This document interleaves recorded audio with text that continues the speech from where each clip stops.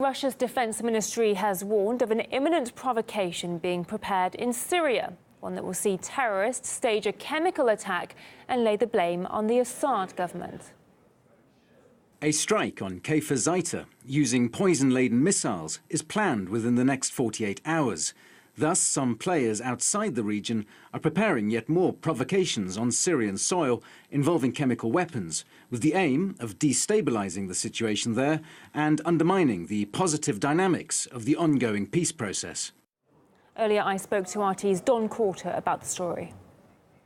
Well, the latest report comes from residents from the Idlib province in Syria, and they say that a group of civilians is being trained in a nearby area called Kfar Zaita to carry out the aftermath of a chemical attack to be blamed on the Assad government. Now, 8 barrels of chlorine have already been apparently delivered there, and the white helmets are ready to perform a fake rescue, basically, as the ministry says. They want to send footage to Arab and English-speaking media outlets. And we asked the White Helmets for their comment on their involvement in the situation, but they have yet to respond. Now, Moscow has raised concerns not just about the possible actions of those on the ground, hasn't it?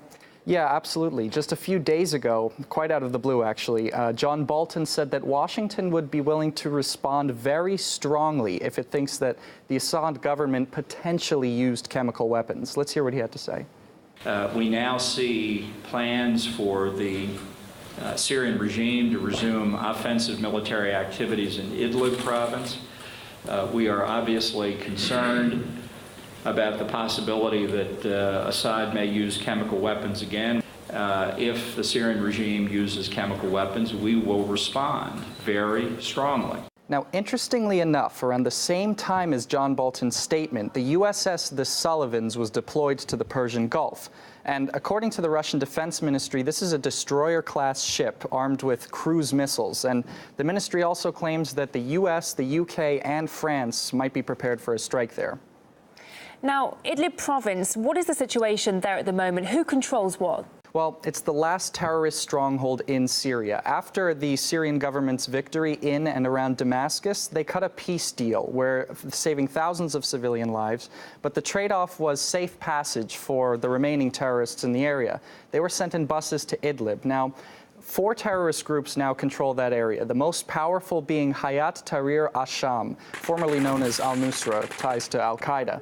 And the others are Ahrar al-Sham, Jaish al-Islam, and Nawr al-Din al-Zinki. Now, they're not exactly unified. They started warring, putting thousands of civilians in danger. There's already reports regularly coming out of the area of beheadings, caging people, and even using people as human shields. And other reports are suggesting that some of these groups are gathering for a final push against government areas, hoping to stage both a chemical attack and to gain support from the West.